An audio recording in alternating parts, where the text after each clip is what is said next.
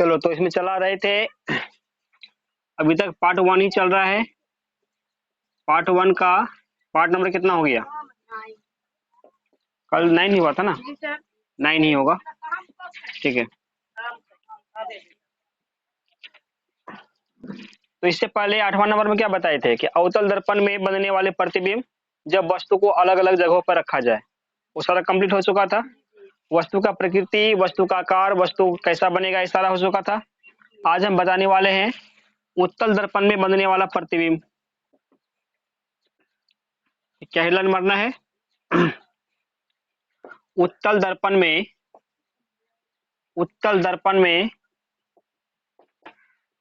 बनने वाला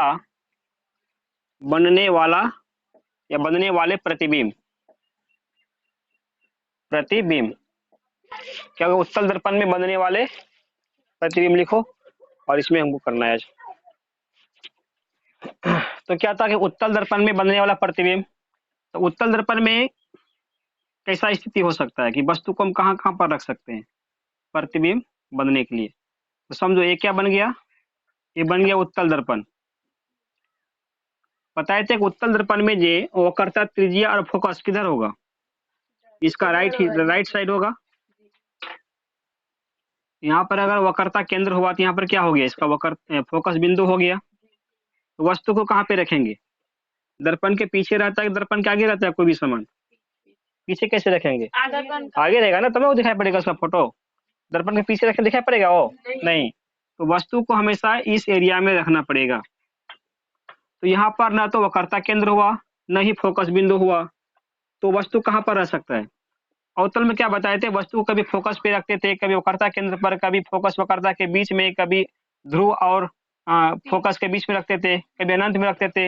इस प्रकार से अवतल दर्पण में कुल 6 स्थितियां हुई थी, है ना? लेकिन उत्तल दर्पण में वो कोई कंडीशन नहीं है। क्यों नहीं है? क्योंकि यहाँ पर ना तो एफ है ना तो सी है। तो वस्तु कहाँ रखेंगे? एक तो वस्तु को यहाँ पे लगा सकते हैं, तो इसको क्या बोलेंगे? वस्तु कहाँ पर हुआ? वस्तु ध्रुव और किसके बीच में हुआ? नहीं, कुछ तो अनंत हुआ। ये वस्तु अनंत और ध्रुव के बीच हो सकता है, पहला कंडीशन। दूसरा कंडीशन, अगर वस्तु हम अनंत में रख दिए तो वहां से भी तो प्रकाश किरण आ सकता है ना। तो 2 कंडीशन इसका बनेगा, एक तो वस्तु या तो अनंत में रहेगा या नहीं तो ध्रुव और अनंत के बीच रहेगा। ये 2 कंडीशन सिर्फ होता है किसमें? उत्तल दर्पण में। तो पहला कंडीशन लिखो क्या, कि जब वस्तु कहां पर हो? जब वस्तु अनंत पर स्थित हो, अनंत पर स्थित हो, समझना। तो इसका फिगर कैसा बनेगा? अनंत पर जो भी वस्तु स्थित रहेगा तो वहां से प्रकाश की किरण इस प्रकार से आएगी। अरे बात समझ में? मतलब कहीं से भी प्रकाश की किरण आएगी। तो प्रकाश की किरण तो ऐसे बहुत सारा आएगी, लेकिन वह प्रकाश की किरण जो मुख्य अक्ष के समांतर आती है, किसके समांतर है? मुख्य अक्ष के समांतर होगा। वह परावर्तन के बाद कहां से होकर निकलेगी? ये तो दर्पण के पीछे तो नहीं जा सकती, ये किधर मुड़ेगी? तब ऊपर इस तरह से मुड़ जाएगी, ठीक है। ये भी किरण किधर मुड़ेगी? ऐसे मुड़ जाएगी ऊपर। आई बात समझ में? एक किरण कैसे मुड़ेगी? इस तरह से मुड़ेगी, ये भी इस तरह से मुड़ जाएगी। इस तरह से इस किरण का क्या हुआ? परावर्तन होता है। लेकिन हम नियम क्या बताए थे? जो भी किरण मुख्य अक्ष के समांतर होगा वह परावर्तन के बाद कहां से जाएगी? या तो फोकस बिंदु से होकर जाएगी या नहीं तो फोकस बिंदु से आती हुई प्रतीत होती है। 2 ही कंडीशन होता है इसका। तो उत्तल दर्पण में तो फोकस बिंदु पे नहीं जा पाएगी, लेकिन कम से कम फोकस बिंदु से आता हुआ तो प्रतीत हो सकता है ना।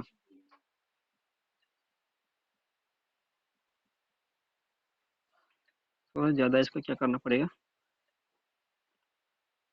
मान लो यहाँ पर ये फोकस बिंदु यहाँ पे नहीं रखते हैं, इस तरह से ये हो रहा है इस पर ना, ठीक है। तो इस दिशा में क्या हुआ? इसका परावर्तन हो गया।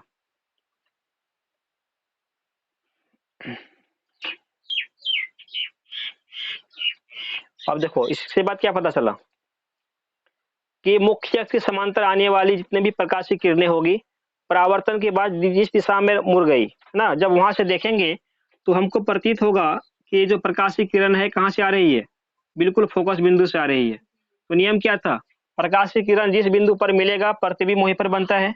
इसका मतलब प्रतिबिंब कहाँ पे बन रहा होगा, यहाँ पर मिला ना, यानी प्रतिबिंब कहाँ पर बनेगा, यह पर बनेगा, यानी मुख्य फोकस पर बनेगा। आप यहाँ पे लिखते हैं प्रतिबिंब की स्थिति, प्रतिबिंब की स्थिति, प्रतिबिंब कैसी होगी। सबसे पहला समझना प्रतिबिंब की प्रकृति कैसा होगा। प्रकृति का मतलब क्या होता है, या तो वास्तविक होगा या नहीं तो काल्पनिक होगा। तो वास्तविक या नहीं तो काल्पनिक में प्रतिबिंब कैसा बन रहा है इसमें। इससे पहले क्या कॉन्सेप्ट दिए थे कि उत्तल दर्पण में प्रतिबिंब हमेशा कैसा बनेगा, काल्पनिक ही बनेगा, उसमें वास्तविक नाम का कोई चीज होता ही नहीं है। तो काल्पनिक बनेगा तो लिख दो। तो प्रकृति कैसा बन गया, काल्पनिक। काल्पनिक। काल्पनिक बनता क्या होता है, सीधा कि उल्टा, सीधा होता है। सीधा। काल्पनिक बनेगा तो प्रतिबिंब कैसा बनेगा, सीधा बनेगा। नंबर दूसरा बोलो, प्रतिबिंब किधर बना, दर्पण के पीछे बना कि आगे बना, दर्पण के पीछे बना प्रतिबिंब ना, आगे तो इधर, इधर प्रकाश की किरण मिल ही नहीं रहा है, कैसे बनेगा फिर। तो मिला हुआ प्रतिबिंब कहाँ पर हो रहा है, दर्पण के पीछे हो रहा है। इसका मतलब प्रतिबिंब बनेगा दर्पण के पीछे, दर्पण के पीछे। तीसरा कंडीशन बोलो, ये कैसा बना, बड़ा बना कि छोटा बना। उत्तल दर्पण के का एक गुण और लिखा है, उत्तल दर्पण में वस्तु का हमेशा छोटा प्रतिबिंब बनता है, इसमें बड़ा कभी नहीं बनता है ना। जब हम उत्तल दर्पण और अवतल दर्पण का अंतर लिखा रहे होंगे उसमें लिखाए होंगे कि अवतल दर्पण में वस्तु का बड़ा भी बनता है और छोटा भी प्रतिबिंब बनता है, लेकिन उत्तल दर्पण में सिर्फ वस्तु का छोटा प्रतिबिंब ही बनेगा, लेकिन यह बहुत ही ज्यादा छोटा हुआ। तो बिल्कुल इसी पॉइंट पे मिल गया ना, एक बिंदु पर मिला हुआ, यानी इसका जो प्रतिबिंब है मात्र एक बिंदु के समान बना हुआ है। तो बोल सकते हैं वस्तु से क्या हुआ, वस्तु से अत्यंत यानी बहुत छोटा। कैसा हो गया, अत्यंत छोटा, बहुत ही ज्यादा छोटा बनेगा प्रतिबिंब। ये हो गया प्रतिबिंब की स्थिति कब, जब उत्तल दर्पण में वस्तु को अनंत पर रखा जाए तो प्रतिबिंब इस प्रकार का बनेगा। अरे समझे बात। अब सेकेंड पोजीशन इसका क्या होगा, सेकेंड पोजीशन होगा, सेकेंड पोजीशन में होगा जब वस्तु अनंत और ध्रुव, अनंत और ध्रुव के बीच स्थित हो। क्या हो गया, जब वस्तु अनंत और ध्रुव के बीच स्थित हो तो इसका प्रतिबिंब कैसा बनेगा। अब इसका फिगर समझना, ए बना कैसा दर्पण, उत्तल दर्पण हो गया। ये हो गया इसका मुख्य अक्ष। अब वस्तु को ये पी को क्या बोलते हैं, इसका ध्रुव हो गया इस बिंदु पर। एक वस्तु यहाँ पे लगा लिए, इस स्थान का मतलब नहीं, सी को वक्रता केंद्र बोला जाता है। चलो तो यहाँ पर एक वस्तु हुआ, वस्तु अब किससे किसके बीच है, ध्यान देना, वस्तु है ध्रुव और इधर क्या है, कुछ नहीं तो अनंत होगा ना जी। ये जो वस्तु है अनंत और ध्रुव के बीच इस बार रखे हैं, तो यहाँ से प्रकाशीय किरण एक तो निकलेगा मुख्य अक्ष के समांतर,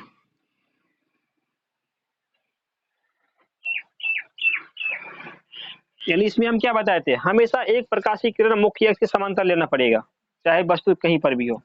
तो मुख्य अक्ष के समांतर जब होगा, जब दर्पण इस तरह का है तो प्रकाशीय किरण यहाँ टकराने के बाद इधर ना मुड़ेगी, इस दिशा में, इधर से करके ऐसे प्रकाशीय किरण क्या हुआ, मुड़ गया। तो प्रकाशीय किरण जब मुड़ा तो प्रतीत कहाँ से होगा, क्या लगेगा कि प्रकाशीय किरण कहाँ से आ रहा है, फोकस बिंदु से प्रतीत होगा जी। नियम वही है, या तो फोकस बिंदु से गुजरेगी या तो प्रतीत होगा, तो गुजर तो नहीं सकती है तो प्रतीत न होगा। और एक प्रकाशीय किरण क्या होता है, एक प्रकाशीय किरण लेती है जो वक्रता केंद्र के सामने होकर जाती है ना, वक्रता केंद्र के दिशा की तरफ वो प्रकाशीय किरण क्या होगी, जाएगी। जो प्रकाशीय किरण वक्रता केंद्र की तरफ जाएगी वह दर्पण से परावर्तन के बाद उसी पथ पर वापस हो जाती है, वो अलग से पथ नहीं लेती है। जैसे कि मान लो ये प्रकाश इधर से यहाँ टकरा, इधर घूम गया ना, इसका अलग रास्ता हो गया, इसमें ऐसा रास्ता नहीं होगा। अगर वक्रता केंद्र के सीधा जो प्रकाश गई है वो हर मतलब कि सभी दर्पण के लिए, अवतल के लिए भी काम करता है और उत्तल के लिए भी काम कर रहा है, तो इसी रास्ते से वो वापस होगा। लेकिन जब दोबारा देखेंगे ना, ऐसा प्रतीत होगा क्या, ये प्रकाशीय किरण जो है वक्रता केंद्र से आ रही है, ऐसा ऐसा महसूस होगा, है ना, इसको बोलते हैं प्रतीत होना। तो इस बार दोनों प्रकाशीय किरण कहाँ पर काटता हुआ नजर आ रहा है, कहाँ पे लग रहा है कि दोनों प्रकाशीय किरण आपस में एक दूसरे को काट रही है? इधर तो कहीं कट नहीं रहा है, कहाँ पर काटा, यहीं पर नहीं कटा, यहाँ पर नहीं कट रहा है, ये तो यहाँ पर हुआ ना, यहाँ पर, यानी इस जगह पे काटा। है बात समझ में? तो इस वस्तु का प्रतिबिंब यहाँ पर बन रहा है। अगर इसका वस्तु का नाम ए भी ले लिए हम, तो प्रतिबिंब का नाम क्या करना पड़ेगा, ए डैश और बी डैश। अगर होगा तो हम दर्पण का नाम लगा लेते हैं एक्स वाई, दर्पण क्या हो गया, एक्स वाई दर्पण है। तो इस तरह से बना प्रतिबिंब, समझना, इस कभी कभी क्या चित्र बनाने में भी देगा, ऐसा नहीं किसी भी सब पूछ देगा, कभी कभी दे देगा कि अगर वस्तु को हम उत्तल दर्पण में अनंत और ध्रुव के बीच रखते हैं तो इससे बनने वाला सचित आकृति को बनाए या चित्र को रेखांकित करें, इस तरह का पूछेगा, तो वहां पर चित्र भी बनाना पड़ेगा, नहीं सब्जेक्टिव क्वेश्चन में। या नहीं तो ऑब्जेक्टिव क्या दे देगा कि उत्तल दर्पण में जब वस्तु अनंत और ध्रुव के बीच स्थित हो तो प्रतिबिंब कैसा बनेगा, या उत्तल दर्पण में प्रतिबिंब कैसा बनता है, कैसा बना, छोटा बना, बन रहा है छोटा ना, और क्या बनेगा, काल्पनिक बना, दूसरा क्या बना, दर्पण के पीछे बनता है, ये सब तो बात है। तो ये सब सिर्फ कॉन्सेप्ट याद रखना, हर तरफ से ऑब्जेक्टिव चाहे जैसे भी पूछ दे वो हमेशा बन ही जाएगा। तो इसका लिखो अब, प्रतिबिंब की स्थिति क्या बनेगा, प्रतिबिंब स्थिति, सबसे पहला पॉइंट देखना, काल्पनिक सीधा तो ये भी बना, लिख दो काल्पनिक और कैसा सीधा है। दूसरा पॉइंट देखो, दूसरा में क्या लिखा हुआ है, दर्पण के पीछे, ये किधर बना, सामने बना कि पीछे बना, ये भी तो पीछे ही बना, इसका भी सेम बात है, दर्पण के पीछे बना। नंबर तीसरा देखो क्या बोला गया, वस्तु से छोटा की वस्तु से, यहाँ में लिखे थे वस्तु से अत्यंत छोटा, ये कैसा छोटा हुआ, अत्यंत नहीं है, कुछ तो हल्का सा बड़ा हुआ कि नहीं हुआ, यहाँ पे कट रहा है, यानी कि थोड़ा सा बड़ा बना इसकी अपेक्षा, यानी कि हम तब क्या लिख सकते हैं, वस्तु से सिर्फ छोटा करना, अत्यंत मत करना, वस्तु से छोटा बना। इस तरह से उत्तल दर्पण में बने प्रतिबिंब का सचित्र वर्णन हुआ।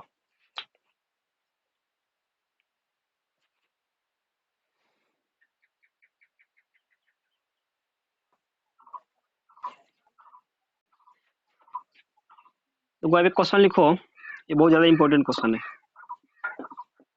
है कि अवतल दर्पण में, अवतल दर्पण में प्रमाणित करें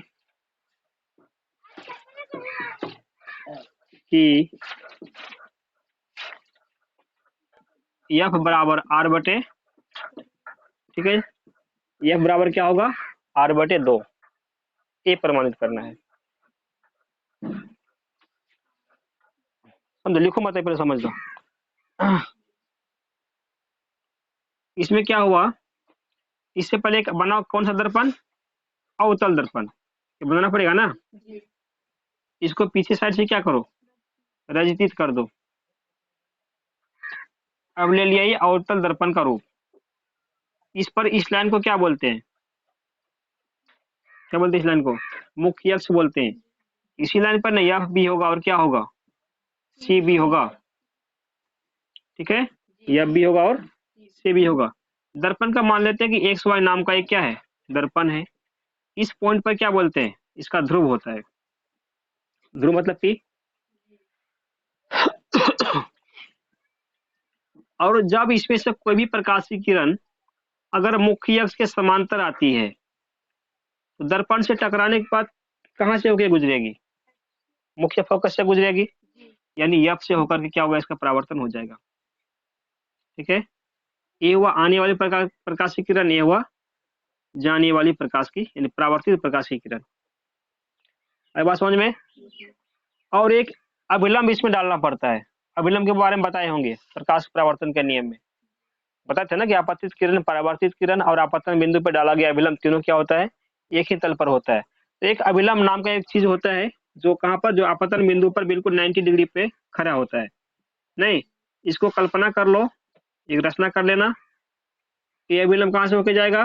बिल्कुल केंद्र से होकर, एक वक्रता केंद्र से होकर जाएगा। तो यहाँ पर कुछ पदों का नाम देखो। पीएफ, पीएफ को क्या बोलेंगे? यहाँ से एफ हुआ, ए पी हुआ, तो फोकस बिंदु और ध्रुव के बीच की दूरी क्या बोलते हैं? फोकस दूरी बोलते हैं। यानी पीएफ बराबर क्या होगा? फोकस दूरी को किससे दिखाते हैं? छोटी एफ, स्मॉल एफ से दिखाते हैं। है समझ में? अब वक्रता केंद्र और ध्रुव के बीच की दूरी को क्या बोलते हैं? वक्रता केंद्र बोलते हैं, वक्रता त्रिज्या बोलते हैं। यानी वक्रता केंद्र और ध्रुव के बीच की दूरी क्या बोलेंगे? वक्रता त्रिज्या बोलेंगे। यानी सी और पी के बीच का दूरी यानी पीसी, है ना, पीसी। इसको क्या वक्रता त्रिज्या, वक्रता त्रिज्या किससे दिखाते हैं? आर से दिखाते हैं। बढ़िया से आए बात समझ में? इसका कुछ पदे हो गया। अब चलो देखो कैसे इसको निकालते हैं। तो एक्स वाई क्या है? एक अवतल दर्पण है। तो लिखो माना एक्स वाई एक कैसा है?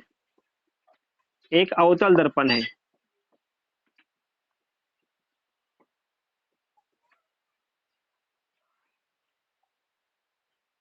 जिसका पी, जिसका ध्रुव कौन है? जिसका ध्रुव पी, उसके बाद क्या हो? वक्रता, वक्रता केंद्र सी, वक्रता केंद्र सी, और क्या होगा? मुख्य फोकस एफ है। मुख्य फोकस क्या हुआ? मुख्य फोकस एफ है। हो गया। अब इसमें कुछ किरण का नाम देते हैं, नाम नहीं लिखा हुआ है। नहीं, मान लो यहाँ पे ए और बी किरण हुआ, बी और क्या करें, सी तो है लिखा हुआ पहले से, यहाँ डी कर देते हैं। ठीक है। अब यहाँ पर कुछ कोण का नाम देना पड़ेगा। अच्छा ये बताओ, ये जो कोण है कौन सा कोण है? इस कोण को क्या बोलते हैं? 60 डिग्री क्या बोलेंगे? कोण का नाम बताओ ना, कौन सा कोण है? पहले बताए थे आपतन कोण, परावर्तन कोण। तो आपतित किरण और अभिलंब के बीच जो कोण बनेगा क्या बोलेगा? आपतन कोण बोलेंगे। आपतन कोण किससे दिखाए थे? आई से दिखाए थे। इसका मतलब इसका नाम क्या बोले? कोण आई। परावर्तन कोण किससे दिखाए थे? दिखाए थे ना, साइन आई बराबर साइन आर। यानी कि इसको आई से, इसको किससे? आर से हुआ। तो परावर्तन कोण को आर हो गया, आपतन कोण का आई हो गया। नाम लिख दिया इसका। अब सर ठीक है। अब देखो यह मुख्य फोकस हो गया, तथा ए बी कैसा किरण है? आपतित किरण। ये कहाँ पे टकराया? दर्पण के बिंदु बी में टकरा रहा है ना। देखो जो सब बात है उसी को हम क्या भी क्या कर रहे हैं, उनका वर्णन कर रहे हैं, अलग से कुछ लिख नहीं रहे। एक कॉन्सेप्ट को यहाँ पे फिगर को समझते हुए पढ़ने की कोशिश करना, बहुत ही आसान हो जाएगा। तथा ए बी आपतित किरण दर्पण के बिंदु कहाँ पर? बी पे टकराया है। दर्पण के बी बिंदु पर, बी बिंदु पर टकरा कर किधर से मुड़ी? बीडी दिशा में। नहीं, बीडी की तरफ निकल गया ना वो। बीडी दिशा में क्या हुआ? परावर्तित हो जाती है। टकराकर बीडी दिशा में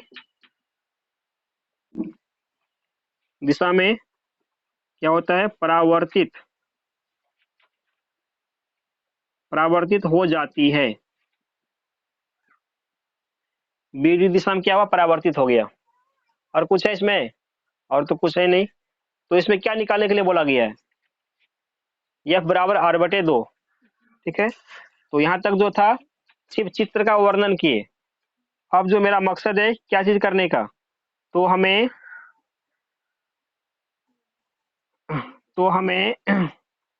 सिद्ध करना है, या क्या लिखे थे? प्रमाणित लिखे थे ना। चलो सेम बात लिख देना जैसा क्वेश्चन में रहेगा। तो हमें प्रमाणित करना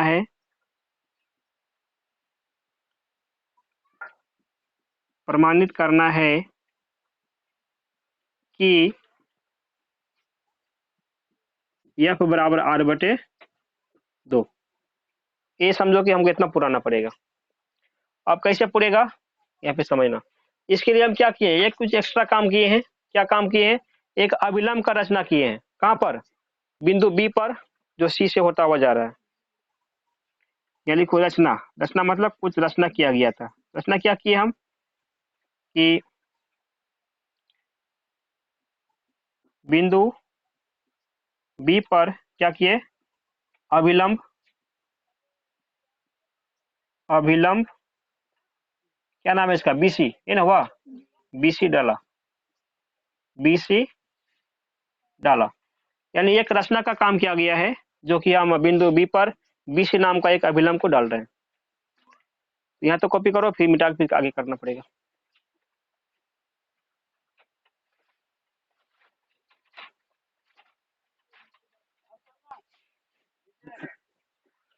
देखो तो इसके बाद से अब लिखना, रचना तक यहाँ कंप्लीट हो गया।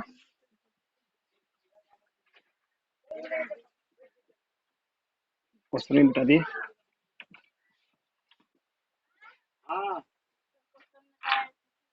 देखना, अब चलो प्रमाण। प्रमाण का मतलब क्या होता है, प्रमाण का मतलब जो मुझे प्रमाणित करने के लिए मिला है, उसको प्रमाण कैसे करते हैं।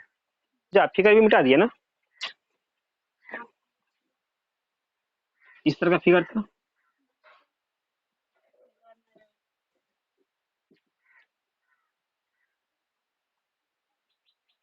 ये क्या हो गया, यहाँ पर P, ये हुआ आपतित किरण, ऐसे गुजारे थे। यहाँ पर F था, यहाँ पर क्या था, C था। एक अविलंब की रचना किया गया था, ए, ए बी, यहाँ पर D था, ए एक्स था, ये जो था ना। चलो, और यहाँ पर लिखे थे आई लिखे थे, यहाँ पे आर लिखे थे। प्रमाण में समझना, एक नियम बताए थे हम, परावर्तन का नियम, परावर्तन के नियम का नियम।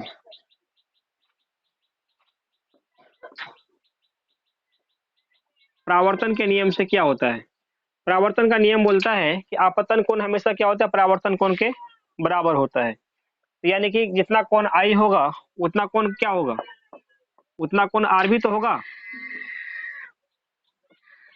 तो आपतन कोण क्या हुआ, परावर्तन कोण के बराबर हो गया। दूसरा कॉन्सेप्ट समझना, इस समीकरण नंबर इसका एक डाल दो। दूसरा समझना, जब ये दोनों आपस में समांतर है, कौन कौन, पीसी समांतर ए बी, समांतर ना होगा क्योंकि मुख्य एक से समांतर किरण आ रही थी, तो ए बी समांतर पीसी। क्योंकि ए बी समांतर क्या है, पीसी है, इसीलिए ये जो कोण आई है किसके बराबर होगा, कोण इसके बराबर होगा ना। क्यों बराबर होगा, ऐसा कौन है, दोनों, ये दोनों एकांतर कौन है। यानी जब दो समांतर रेखा को कोई रेखा उसको काटे आपस, कोई रेखा अगर उसको काटती है, तो उल्टा कोण, यानी एक का बाहर एक का अंदर वाले कोण, तो क्या बोलते हैं, यानी एक कोण उधर एक कोण इधर, इसको बोलते हैं एकांतर कोण। अरे बात समझ में। और एकांतर कोण आपस में हमेशा क्या होता है, बराबर होता है। इस तरह से हम बता सकते हैं कि जितना कोण आएगा उतना कोण क्या होगा, आर नहीं, सी तो होगा, सी पर होगा। तो सी को कैसे लिख सकते हैं, ठीक है, सीधा सीधे सी लिख दिए। इस समीकरण नंबर 2। और समीकरण 1 और 2 से देखो तो क्या मिल रहा है, समीकरण 1 समझना, समीकरण 1 और 2 दोनों में क्या हुआ, दोनों का लेफ्ट हैंड क्या हो रहा है, बराबर हो रहा है। इसका कारण दे देते क्यों बराबर किए हम, कारण क्या था इसका, हल्ला मत करो। इसका कारण है एकांतर कोण।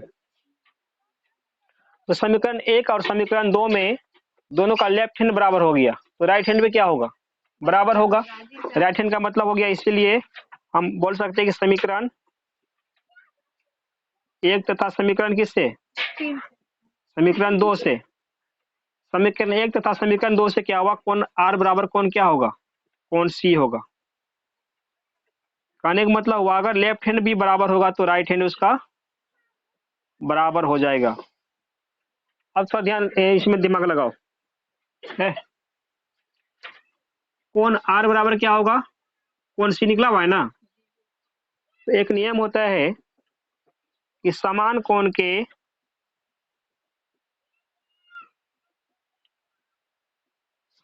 के सामने वाले भुजा, सामने वाला भुजा समान होती है, क्या होती है, समान होती है। इसका मतलब समझो, उतारो मत पहले। समान कोण के सामने वाला भुजा क्या हो, समान होगा। अगर दो कोण आपस में क्या हुआ, समान हुआ ना, आर और एस, आर और सी, तो आर के सामने कौन सा भुजा है, सी एफ। यानी कि जितना सी एफ होगा उतना कौन है, सी बी बराबर हुआ ना। सी के सामने क्या पड़ता है, बी एफ। नहीं, तो जितना सी एफ होगा उतना क्या होगा, बी एफ भी होगा। तो एक कॉन्सेप्ट आ गया। अब एक नियम क्या है समझना इसमें, ये जो प्रकाशीय किरण मुख्य अक्ष के समांतर आपतित हो रही है, ये किसी भी जगह से हो सकती है ना। हो सकता है ये प्रकाशीय किरण बिल्कुल इससे सटा हुआ निकले, या बिल्कुल इसी के ऊपर से निकल जाए, मुख्य अक्ष के ऊपर से प्रकाशीय किरण निकल जाए। ऐसा स्थिति पे क्या होगा, प्रकाशीय किरण जितना नजदीक होगा बी, तो उतना इसका नजदीक होगा, पी के आसपास हो जाएगा।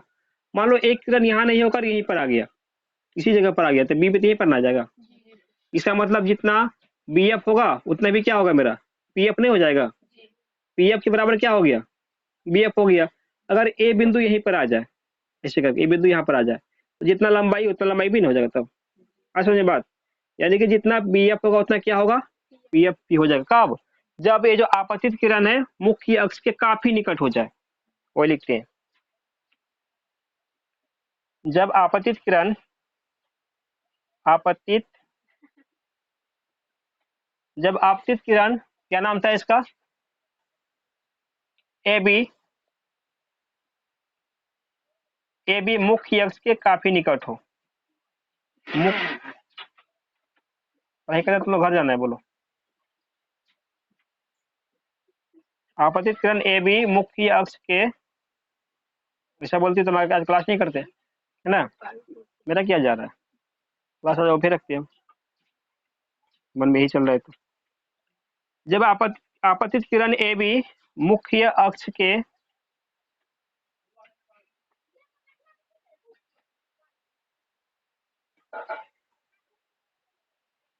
काफी निकट हो,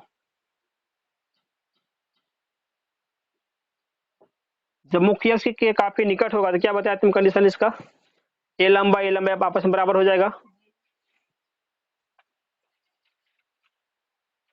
यानी कि बी एफ बराबर क्या था, B P F, P F निकल गया। अब यह देखना, इससे और इससे, इसको नाम दे देते, क्या कर दे इसका, 2 नंबर था ना, 3 नंबर लगा लिए, इसके क्या लगा लिए। तो समीकरण 3 और 4 से क्या कंडीशन पता चला कि सी एफ बराबर क्या हो जाएगा, पी एफ हो जाएगा ना। सी एफ बराबर क्या होगा, पी एफ। तो समीकरण 3 और 4 से समझना।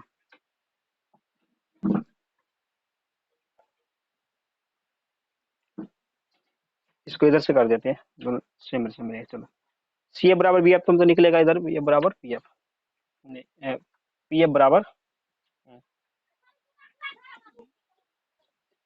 हम लोग राइट बराबर कर लिए, एक ही बात है, चाहे बी एफ बराबर पी एफ बोले, पी एफ बराबर पी एफ बोले, इस बात से मिल दोनों करना होगा, यानी कि पी एफ बराबर, एक कंडीशन ठीक है।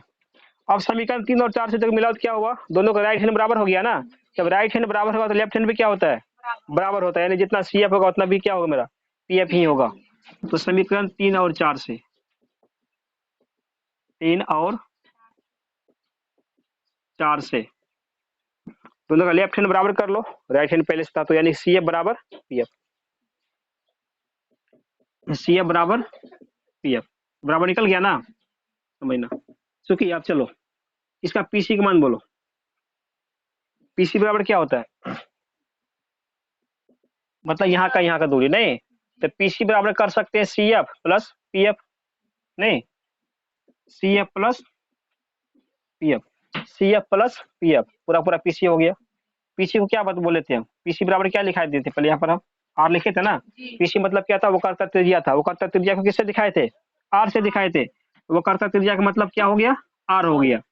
अब समझना, यहाँ पर सी एफ है और पी एफ है, तो किसका मान लेके चलेंगे हम, सी एफ का मान लेके चलेंगे कि पी एफ का मान लेकर चलेंगे। तो सी एफ कोई, इसका मतलब सी एफ का मतलब क्या हुआ, इसका मान कुछ भी नहीं होता है, यानी सी एफ का कुछ मान नहीं होता, बल्कि पी एफ को फोकस दूरी बोलते हैं, सी एफ को कुछ बोलते हैं नहीं, इसका कोई वैल्यू नहीं है। तो सी एफ को हटा दो, तो किसको लेके चलेंगे हम? पीएफ को लेके चलेंगे। यानी कि सीएफ का मान हम क्या करना पड़ेगा, हमको चेंज करना पड़ेगा। तो सीएफ बराबर क्या हो रहा है? पीएफ हो रहा है ना। तो सीएफ की जगह पे क्या रख देंगे हम? पीएफ रख देंगे। यहाँ पर तो पीएफ पहले से था क्या था? ये पहले से था। तो आर बराबर क्या हो गया? एक पीएफ कितना पीएफ? 2 पीएफ।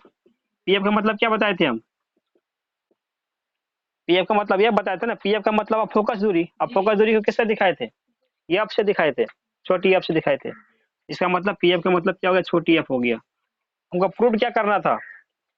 एफ बराबर आर बटे 2, या कभी कभी क्वेश्चन में ऐसा भी दे देगा कि आर बराबर 2f प्रूव करें, आर बराबर 2f दे देगा, ये या नहीं तो एफ बराबर आर बटे 2 दे देगा, है ना, बदल देगा। बात तो वही है, ये निकला ना, बस यहीं तक छोड़ देंगे अगर ऐसा पूछता है तो। अगर आर बटे एफ बराबर आर बटे 2 पूछा हुआ है तो एफ यहाँ कितना हो गया? आर है, 2 को इधर भेजेंगे ना, तो गुना वाला पार्टी क्या बनेगा, यानी गुना वाला क्या बनेगा? आकर के इधर गुना वाला तो भाग बनेगा, यानी आर के नीचे क्या लगा देंगे? बटे 2 लगा लेंगे। यहाँ पे क्या बचेगा? सिर्फ एफ ही बचेगा ना, ये हमको निकाला था। बस इसे घुमा दो, सीधा कर दो, यानी सीधा करके दिखा देते हैं इसको हम। इसलिए एफ बराबर क्या निकल गया? आर बटे 2। यही हो गया प्रूव्ड। नहीं माइनस क्यों लगेगा? पूरा पूरा हम सेट बदल रहे हैं ना, और एक एक करेंगे तब माइनस बदलेगा, तब प्लस का माइनस, माइनस का प्लस करें। हम तो पूरा पूरा सेट ही बदल दिए। पूरा पूरा सेट बदलने पर कोई चीज में परिवर्तन नहीं होगा। परिवर्तन करेंगे भी तो फिर आपस में कर करके वही का वही रह जाएगा। इससे अच्छा हम परिवर्तन करें क्यों, है ना। जब एक एक करते हैं तो वहां पर परिवर्तन किया जाता है। आए बात समझ में?